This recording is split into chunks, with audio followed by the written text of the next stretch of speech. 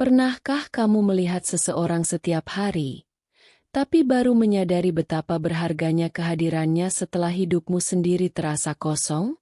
Inilah kisah yang perlahan menyeret banyak hati, tentang seorang janda yang kehilangan banyak hal, dan seorang pemuda tetangga yang justru menemukan dirinya saat berusaha menguatkan orang lain. Tapi apa jadinya ketika perhatian berubah menjadi rasa yang tak seharusnya tumbuh? Halo teman-teman semua. Semoga kalian selalu diberi kesehatan, umur panjang, dan rezeki yang berkah. Terima kasih sudah klik video ini. Jangan lupa subscribe, like, dan tinggalkan komentar pengalaman kalian tentang kisah hidup yang mengajarkan kita arti kekuatan hati. Salam hangat dari Bandung. Pagi di kampung kecil itu selalu dimulai dengan aroma tanah basah dan suara ayam tetangga yang tak pernah mengenal hari libur. Namun, bagi Rangga, pemuda 22 tahun yang baru saja menyelesaikan kuliahnya, ada satu hal yang paling ia tunggu setiap pagi. Mendengar pintu rumah sebelah dibuka, tanda bahwa Bu Raras sudah mulai beraktivitas. Bu Raras, janda berusia 34 tahun, tinggal di rumah itu bersama putrinya yang masih SD. Suaminya meninggal 2 tahun lalu karena kecelakaan kerja, meninggalkan luka yang sempat membuatnya sulit bangkit. Meski begitu, tak pernah sekalipun Rangga melihatnya mengeluh. Ia tetap tersenyum, tetap bekerja keras, tetap tegar meski jelas ia sering terlihat lelah. Hari itu, seperti biasa, Rangga hendak menyapu halaman ketika mendengar suara piring pecah dari arah depan rumah Bu Raras. Tanpa berpikir panjang, ia mendekat. "Bu, ada apa?" "Saya dengar sesuatu jatuh," tanya Rangga sambil menengok ke dalam pagar. Bu Raras tersenyum canggung, wajahnya memerah, entah karena malu atau karena ia baru bangun tidur. "Aduh, Mangga, Rangga, tadi saya kepleset sedikit waktu mau nurunin piring dari rak." "Enggak apa-apa kok." Namun Rangga melihat hal lain. Tangan Bu Raras sedikit bergetar, dan ada guratan lelah yang pekat di bawah matanya. "Biar saya bantu ngebresin, Bu," ucapnya. "Oh, enggak usah. Nanti malah ngerepotin kamu." "Enggak, Bu. Saya juga enggak sibuk apa-apa." Akhirnya Bu Raras mengangguk. Rangga masuk, dan untuk pertama kalinya setelah sekian lama, ia berada di dalam rumah itu. Ruangannya sederhana, bersih, namun terlihat jelas bahwa pemiliknya hidup penuh perjuangan. "Aku akhir-akhir ini banyak mikir," kata Bu Raras tiba-tiba sambil memungut pecahan piring. "Biaya sekolah anak, kerjaan yang makin sepi. Terus, ya begitulah. Kadang capek sendiri." Rangga berhenti sejenak. Ia melihat perempuan itu bukan sebagai sosok tetangga yang selalu ceria, tetapi sebagai manusia yang rapuh, yang sedang berusaha bertahan. "Kalau ibu capek, boleh kok cerita ke saya," katanya pelan. Bu Raras tersenyum kecil, senyum yang menyimpan banyak hal yang tak pernah diucapkan. "Kamu ini anak baik, Rangga. Ibu yang harusnya kuat. Jangan sampai orang lain ikut mikirin." "Tapi semua orang juga butuh sandaran sesekali, Bu," jawab Rangga. "Enggak apa-apa kok." Perempuan itu menunduk. Untuk pertama kalinya sejak suaminya meninggal, ada seseorang yang berkata begitu tulus kepadanya. Siang itu, Rangga membantu memperbaiki gantungan dapur yang rusak, mengecat sedikit bagian dinding yang retak, sampai memindahkan beberapa barang yang terlalu berat untuk diangkat Bu Raras. "Aduh, Rangga," katanya sambil tertawa kecil. "Nanti kamu capek bantuin begini." "Enggak, Bu. Saya senang kok," jawab Rangga sambil tersenyum. Benar saja, bukan lelah yang ia rasakan, melainkan sesuatu yang hangat. Ada rasa nyaman yang sulit ia jelaskan, terutama saat melihat bagaimana senyum Bu Raras perlahan kembali muncul setelah sekian lama tenggelam. Menjelang sore, saat pekerjaan selesai, Bu Raras menyeduh teh hangat untuk mereka. Mereka duduk di teras, menikmati angin lembut. "Kamu tahu, Rangga," suara Bu Raras pelan, "kadang ibu iri. Lihat keluarga yang masih lengkap. Lihat perempuan lain yang punya tempat pulang. Ibu sering merasa sendirian." Rangga menatapnya.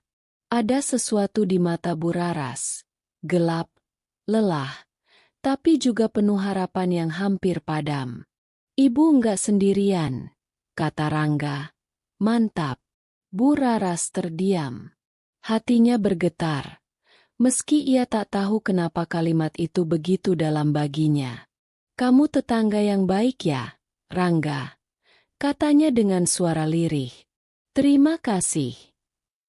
Namun saat mata mereka bertemu, ada sesuatu yang tak biasa. Sebuah rasa yang tak direncanakan. Sebuah getaran halus yang membuat keduanya tiba-tiba kikuk. Dan itulah awal segalanya. Di hari itu, tanpa mereka sadari, batas antara perhatian dan rasa mulai kabur. Perlahan, diam-diam, dan berbahaya. Sejak hari itu, kedatangan Rangga ke rumah Bu Raras menjadi hal yang perlahan terasa wajar. Bukan sengaja, bukan pula direncanakan. Semuanya mengalir seperti rutinitas yang diciptakan oleh keadaan. Kadang Rangga datang pagi untuk membantu memperbaiki sesuatu. Kadang sore ketika Bu Raras terlihat terburu-buru menjemput anaknya pulang sekolah. Dan Bu Raras tidak pernah menolak. Hari-hari berlalu, dan Rangga semakin sering melihat sisi lain dari wanita itu. Sisi yang selama ini disembunyikannya dari dunia luar. Sisi yang rapuh, namun justru membuatnya terlihat lebih manusia. Suatu sore, hujan turun dengan intensitas yang jarang terjadi di kampung itu. Hujan lebat yang menimpa genting, menimbulkan suara bising yang membuat rumah kecil itu terasa sesak. Rangga yang baru pulang dari belanja sayuran diminta ibunya, memutuskan berteduh di teras rumah Bu Raras. "Rangga?" Suara lembut itu muncul dari balik pintu. "Masuk aja, nanti kamu kedinginan." Rangga mengangguk dan menuruti ajakan itu. Ia menaruh tas belanja dan duduk di kursi ruang tamu. Aroma pandan dan jahe tercium dari dapur. Aroma khas yang selalu mengingatkannya pada masa kecil. Tak lama kemudian, Bu Raras muncul membawa 2 gelas wedang hangat. "Minum dulu. Badan kamu pasti dingin." Rangga menerima gelas itu. Uap hangatnya menyentuh wajahnya, seperti pelukan lembut di tengah derasnya hujan. "Ibu enggak keluar?" tanya Rangga. "Saya baru selesai beres-beres. Lagi enggak enak badan sebenarnya." Perempuan itu duduk pelan, menyandarkan tubuhnya ke kursi. Rambutnya sedikit berantakan, dan wajahnya tampak lebih pucat dari biasanya. "Ibu sakit?" Rangga menatapnya khawatir. "Cuma capek," jawabnya sambil tersenyum paksa. "Tadi malam gak tidur nyenyak. Banyak yang dipikirin." Rangga menurunkan gelasnya. "Ibu jangan dipendam sendiri terus. Enggak apa-apa cerita." Bu Raras terdiam. Untuk sesaat, ia tampak menimbang sesuatu. Kadang, ia mulai bicara pelan.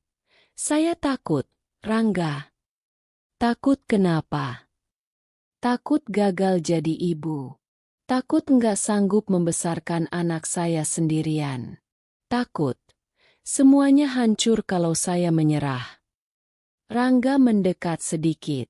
"Ibu orang kuat. Saya lihat sendiri. Ibu enggak pernah menyerah." "Tapi kamu enggak lihat sisi saya yang lain," gumam Bu Raras. "Sisi yang rapuh, yang takut, yang merasa tak pantas berharap apa-apa lagi. Ia memijat pelipisnya, lalu menutupi wajah dengan kedua tangannya. Rangga menelan ludah. Ada rasa yang aneh, campuran iba, kagum, dan sesuatu yang mencoba ia tolak tapi sulit. Ia ingin menenangkan, tapi takut melangkah terlalu jauh. "Bu," ucapnya lembut. "Semua orang punya titik lemah. Tapi titik lemah itu bukan berarti ibu gagal. Justru itu yang membuat ibu manusia. Dan membuat ibu kuat." Bu Raras menurunkan tangannya perlahan. Matanya berkaca-kaca, tapi tidak jatuh. "Kamu anak baik, Rangga. Kadang saya heran, kenapa kamu bisa perhatian begini sama ibu?" Hening. Pertanyaan itu sederhana, tapi terasa seperti ujian yang menuntut jawaban yang lebih dari sekadar sopan santun. Rangga menarik napas. Saya cuma ingin ibu baik-baik saja. Itu aja." Bu Raras menatap dalam, seolah mencoba membaca isi hati pemuda itu. Pandangan mereka bertemu, dan untuk beberapa detik, tidak ada hujan, tidak ada suara, tidak ada ruang lain. Hanya mereka berdua. Sampai akhirnya, Bu Raras mengalihkan pandangannya. "Kamu jangan terlalu peduli sama ibu ya," katanya sambil tersenyum getir. "Nanti kamu capek sendiri." "Saya nggak capek, Bu." Jawab itu keluar tanpa ia pikir. Ketika hujan sedikit reda, Bu Raras bangkit untuk mengambil selimut yang baru ia jemur pagi tadi namun keburu basah. Rangga ikut membantu mengangkat jemuran dari teras belakang. Namun saat mereka menarik kain bersamaan, tangan mereka bersentuhan. Singkat, tapi cukup membuat keduanya terdiam. Bu Raras cepat-cepat menarik tangannya. Wajahnya memerah. "Maaf, Rangga." "Enggak apa-apa, Bu." Tapi hatinya berdetak lebih cepat dari biasanya. Ada batas yang mereka tahu tak seharusnya dilewati. Ada garis tipis antara perhatian dan perasaan. Dan garis itu kini mulai kabur. Ketika Rangga hendak pulang, Bu Raras menghentikannya dengan panggilan pelan. "Rangga," katanya sambil berdiri di ambang pintu. "Terima kasih. Sudah ada." Rangga menatapnya. Senyum itu bukan senyum tetangga. Bukan senyum ibu-ibu. Itu senyum seseorang yang merasa dilihat, didengar, dan dihargai. Dan Rangga tahu, sesuatu sedang berubah. Di luar, hujan kembali turun, lebih pelan namun lebih menggetarkan. Seolah langit pun tahu, dari titik lemah seorang perempuan, lahirlah sebuah rasa yang mungkin tak pernah mereka niatkan sejak awal, tapi kini mulai tumbuh. Sejak kejadian hujan sore itu, hubungan Rangga dan Bu Raras berubah tanpa perlu ada kata yang diucapkan. Tidak ada pengakuan, tidak ada janji, hanya perubahan kecil yang terasa dari cara mereka saling memandang, dari cara mereka saling memperhatikan, dan dari cara mereka saling mencari tanpa sengaja. Setiap pagi, ketika Rangga keluar rumah untuk menyapu halaman, Bu Raras selalu membuka jendela pada waktu yang sama. Kadang hanya untuk memberi senyum singkat, kadang hanya untuk mengatakan, "Selamat pagi, Rangga." Tapi bagi pemuda itu, hal-hal kecil seperti itu terasa lebih dari cukup untuk membuatnya menatap hari dengan semangat berbeda. Namun di balik semua itu, ada satu hal yang perlahan tumbuh di antara mereka. Diam. Diam yang bukan karena tidak ada pembicaraan, tetapi karena ada rasa yang keduanya takut akui. Suatu sore, Rangga pulang dari toko bangunan membawa beberapa paku dan kayu kecil. Ia berencana membantu memperbaiki pagar rumah Bu Raras yang mulai keropos. Namun sesampainya di depan rumah, ia melihat Bu Raras duduk sendirian di bangku teras. Wajahnya menunduk, bahunya sedikit bergetar. "Ibu?" panggil Rangga pelan. Bu Raras menoleh, cepat-cepat menghapus sesuatu dari pipinya. Air mata. "Oh, Rangga, ibu kira kamu belum pulang." Suaranya serak. Jelas ia habis menangis. Rangga meletakkan barang bawaan dan duduk di sampingnya. "Ibu kenapa? Ada apa?" Butuh beberapa detik sebelum Bu Raras menjawab. "Barusan, saya dapat telepon dari sekolah. Ada biaya tambahan. Dan, saya benar-benar nggak tahu harus ambil uang dari mana." Rangga menunduk. Hatinya terasa ditarik kuat oleh simpati yang mendalam. "Saya bisa bantu, Bu." "Serius?" Kata-kata itu keluar begitu saja. Bu Raras menggeleng cepat. "Tidak, Rangga. Kamu sudah bantu banyak. Ibu nggak mau kamu merasa terbebani." "Bukan beban, Bu. Saya ikhlas. Tapi itu bukan tanggung jawab kamu." Suaranya bergetar. "Saya ini cuma tetangga. Kamu masih muda. Jangan ikut susah karena saya." Rangga menatap perempuan itu. Lelah, penuh luka, tapi masih berusaha menjaga jarak agar tidak menyusahkan siapapun. Justru itulah yang membuat hati Rangga semakin terpikat. Tanpa sadar, ia berkata pelan, "Ibu nggak cuma tetangga." Kalimat itu membuat waktu berhenti sejenak. Bu Raras menoleh. Mata mereka bertemu. Ada sesuatu yang jelas terlihat di sana. Ketakutan, keraguan, tetapi juga kerinduan. Rangga cepat-cepat memalingkan wajah. "Maksud saya, ibu itu orang baik. Saya nggak akan tinggal diam lihat ibu susah." Bu Raras menunduk. Namun kali ini, ia tidak mencoba menyembunyikan air matanya. "Kadang," bisiknya lirih, "saya lupa rasanya dipedulikan seperti ini." Rangga diam. Ia ingin mengatakan sesuatu yang bisa menghapus kesedihan itu, tapi takut salah memilih kata. "Ibu nggak sendirian," ucapnya akhirnya. "Selama saya ada, ibu nggak usah takut." Lagi-lagi, keheningan panjang mengisi ruang di antara mereka.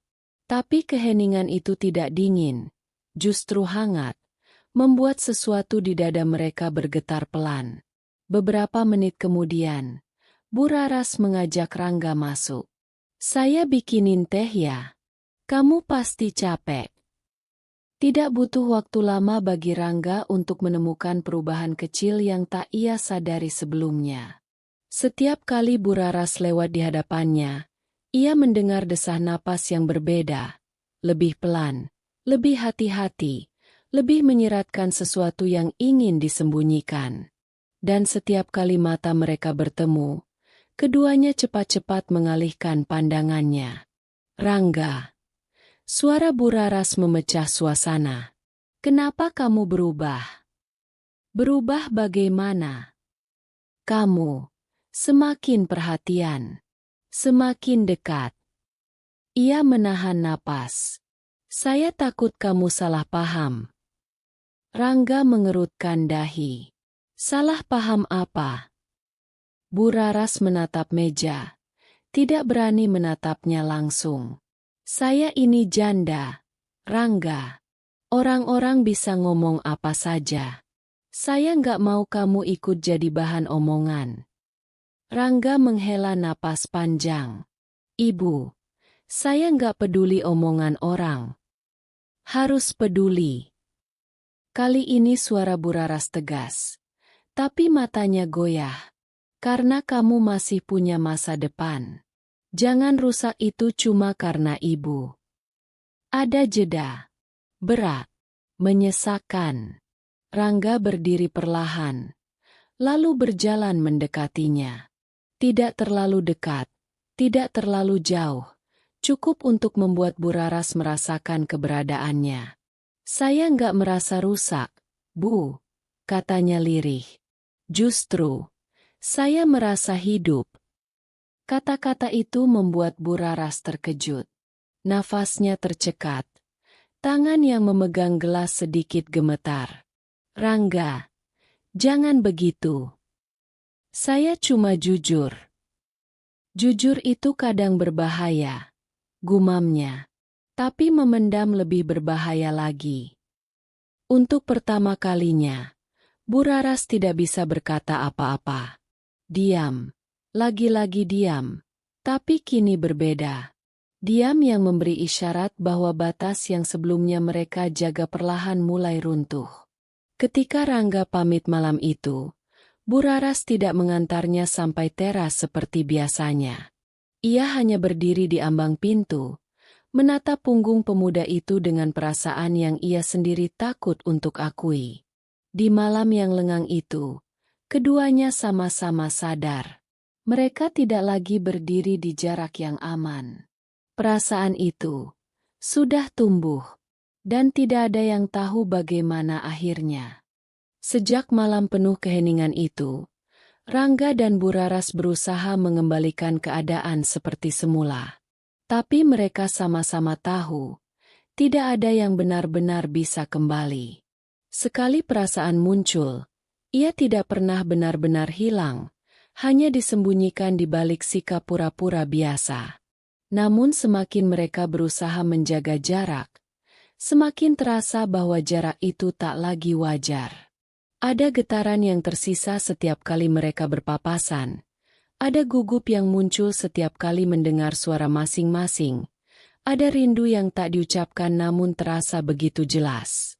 Pagi itu, Rangga membantu ayahnya membereskan sebagian gudang yang bocor. Ketika ia sedang memindahkan barang-barang lama, suara pintu rumah Bu Raras terdengar dari seberang.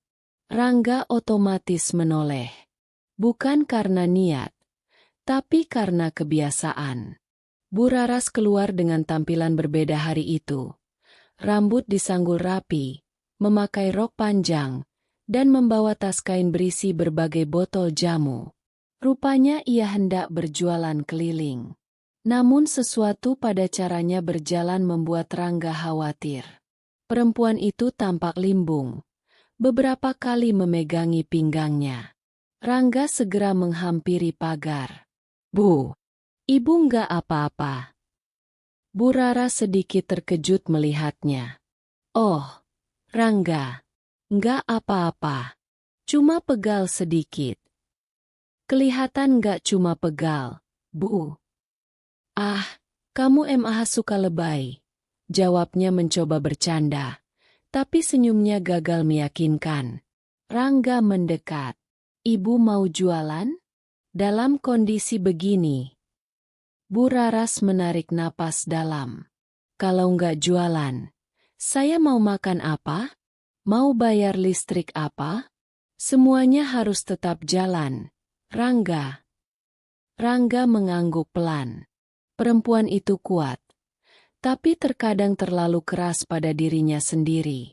Biar saya bantu nganterin, Bu. Bu Raras menggeleng cepat. Tidak usah, Rangga. Kamu sudah sering bantu. Nanti kamu sendiri yang repot. Lebih repot kalau ibu kenapa-kenapa di jalan. Jawaban itu membuat Bu Raras terdiam. Bukan karena tidak punya alasan untuk menolak, tapi karena sesuatu dalam suara Rangga membuatnya merasa dipedulikan pada cara yang berbeda. Bukan kasihan, bukan kewajiban. Tapi perhatian yang tulus. Akhirnya, Bu Raras mengalah. Baiklah, tapi cuma temanin sebentar. Ya, habis itu kamu pulang. Mereka berjalan bersama menyusuri gang kecil. Mata-mata tetangga mulai memperhatikan. Tapi tidak satu pun dari mereka berani membahasnya. Rangga tahu Bu Raras resah. Tapi ia tetap berjalan satu langkah di sampingnya. Tidak mendahului, tidak pula mundur. Rangga, suara Bu Raras pelan. Kamu nggak takut dengan omongan orang? Takut? Enggak, jawab Rangga sambil tersenyum. Harusnya takut, sahut Bu Raras lirih. Orang bisa salah paham. Kamu masih bujang, masih punya banyak jalan. Sedangkan ibu, cuma janda yang berusaha hidup. Rangga menatapnya. Ibu itu bukan cuma janda. Ibu itu orang yang kuat, baik, dan... Ia berhenti. Hampir saja ia mengatakan sesuatu yang seharusnya tidak ia ucapkan. Dan apa? Tanya Bu Raras pelan, menatapnya. Rangga menunduk. Dan, ibu itu penting. Senyum kecil muncul di bibir perempuan itu. Senyum yang begitu lembut, begitu tulus, tetapi juga menyimpan rasa takut. Jangan bilang begitu, Rangga. Suaranya gemetar. Saya takut percaya. Kok takut? Karena kalau saya percaya, saya takut kehilangan lagi. Rangga ingin menjawab, tapi saat itu angin berhembus dingin, membuat beberapa lembar daun jatuh di antara mereka. Suasana mendadak hening. Luka lama Bu Raras terbuka sedikit, menunjukkan trauma yang selama ini ia pendam. Setelah 1 jam mengantar, Bu Raras menghentikan langkah. Rangga, pulang saja. Ibu bisa lanjut sendiri. Yakin? Iya. Kamu udah bantu banyak. Rangga mengangguk walau enggan. Kalau gitu, hati-hati ya, Bu. Namun sebelum Rangga benar-benar pergi, Bu Raras memanggilnya sekali lagi. Rangga. Pemuda itu menoleh. Bu Raras menggenggam tas jamunya kuat-kuat. Wajahnya seperti menahan sesuatu yang ingin ia katakan sejak lama. Kata-kata yang tertahan karena takut, namun hampir meluncur karena butuh. Kalau satu hari nanti saya hilang arah. Suaranya nyaris bergetar. Rangga menunggu dengan napas tertahan. Apa kamu masih ada buat saya? Pertanyaan itu menghantam dada Rangga lebih kuat dari badai apapun. Ia mendekat 2 langkah, menatap mata perempuan itu. Mata yang menyimpan luka, tapi juga ketulusan. Saya ada, Bu. Jawabnya mantap. Entah orang lain mau bilang apa. Saya tetap ada. Bu Raras menutup mata sejenak. Dan saat ia membukanya kembali, ada kilau air yang hampir jatuh tapi ia tahan. Terima kasih. Enggak. Kalimat itu sederhana, tapi nadanya berbeda. Nadanya terlalu jujur. Mereka tahu apa arti kalimat itu. Mereka tahu garis batas itu sudah bukan lagi sekadar garis. Mereka tahu, setelah hari ini, tidak ada jalan untuk kembali menjadi seperti dulu. Perasaan itu semakin nyata, dan tak ada yang bisa menghentikannya. Hari-hari setelah itu terasa berbeda bagi Rangga dan Bu Raras. Bukan lagi penuh jarak, namun juga bukan sepenuhnya dekat. Mereka berdiri di ruang yang ganjil, ruang yang dipenuhi banyak hal yang belum diucapkan.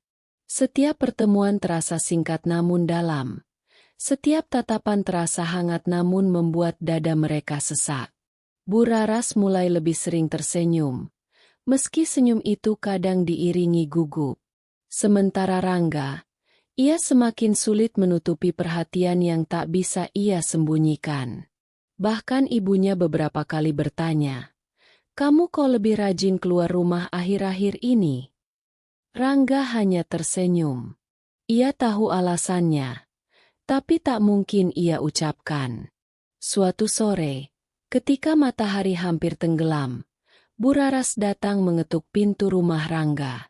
Kedatangannya mengejutkan, karena biasanya Rangga yang lebih sering datang. "Rangga, kamu ada waktu?" Tanyanya dengan suara yang lebih lembut dari biasanya. Tentu, Rangga selalu punya waktu untuknya. Mereka duduk di kursi panjang depan rumah. Angin sore membawa aroma tanah dan dedaunan basah. Langit berwarna jingga keemasan, seakan menyiapkan panggung untuk sesuatu yang penting. Ada apa, Bu? Tanya Rangga pelan. Bu Raras menggenggam ujung bajunya. Gelisah. Saya kepikiran terus soal yang kamu bilang waktu itu. Kata yang mana, Bu? Yang kamu bilang, kalau kamu bakal tetap ada buat saya. Rangga menatapnya. Jantungnya mulai berdebar. Seperti tahu kemana arah pembicaraan ini. Saya tidak bohong, jawabnya. Saya tahu. Bu Raras tersenyum kecil. Itu justru masalahnya. Rangga mengerutkan dahi. Bu Raras menarik napas dalam-dalam. Rangga, kamu masih muda. Kamu punya masa depan. Kamu bisa pilih perempuan mana saja. Tapi kamu memilih dekat sama saya. Saya takut. Kamu terjebak karena iba. Ibu pikir saya datang karena iba. Nada Rangga sedikit naik. Bukan marah, tapi tersentuh. Saya bilang saya takut. Bukan bilang kamu begitu. Jawabnya lembut. Rangga menunduk sebentar. Menenangkan diri. Lalu ia berbicara dengan suara mantap. Bu, saya tahu ibu kuat. Saya tahu ibu bisa berdiri sendiri. Tapi saya juga tahu, setiap orang butuh seseorang di sampingnya. Dan saya memilih ada di samping ibu. Bukan karena ibu lemah, tapi karena saya ingin. Bu Raras memejamkan mata sejenak. Kata-kata itu seperti menembus sesuatu yang selama ini ia tahan. Sesuatu yang selama ini ia takut biarkan tumbuh. Rangga, suaranya bergetar. Saya ini janda. Saya punya anak. Saya punya masa lalu. Saya bukan pilihan yang tepat. Rangga mendekat sedikit. Menurut saya, justru itu yang membuat ibu istimewa. Bu Raras tersentak. Ia menatap Rangga dengan mata yang mulai berkaca-kaca. Kamu akan menyesal nanti. Saya enggak menyesal, potong Rangga tegas. Saya cuma menyesal kalau saya enggak bilang yang sebenarnya. Bu Raras diam. Diam lama. Diam yang mengandung banyak hal. Rangga, akhirnya ia berbicara dengan suara yang hampir tak terdengar. Kamu membuat saya merasa hidup lagi. Pemuda itu mengangkat wajahnya, menatap perempuan yang selama ini ia kagumi diam-diam. Saya juga, Bu. Langit semakin gelap. Lampu-lampu rumah mulai menyala satu persatu. Suasana berubah hening, tapi bukan hening yang kaku, hening yang hangat, penuh perasaan yang berputar-putar tanpa perlu banyak kata. Bu Raras perlahan mengulurkan tangan, ragu, seperti seseorang yang takut menyentuh sesuatu yang rapuh. Dan Rangga, tanpa pikir panjang, menyambutnya. Sentuhan itu sederhana, bukan sesuatu yang berlebihan, tidak melampaui batas kesopanan, hanya sebuah genggaman tangan ringan. Namun bagi mereka, itu lebih dari cukup. Genggaman itu adalah pengakuan. Genggaman itu adalah kejujuran. Genggaman itu adalah titik di mana mereka berhenti bersembunyi. Bu Raras tersenyum. Senyum paling tulus yang pernah Rangga lihat darinya. Terima kasih sudah membuat saya merasa tidak sendirian lagi, katanya dengan suara serak. Saya selalu ada, jawab Rangga pelan. Saya tahu.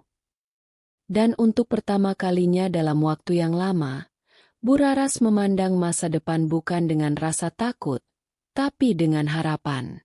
Harapan yang, anehnya, datang dari tetangga yang selama ini ia anggap hanya seorang anak.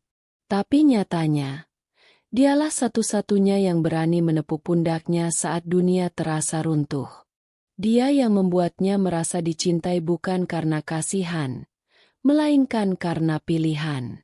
Di malam itu, di bawah lampu teras yang temaram, mereka tak lagi berdiri sebagai janda dan tetangga.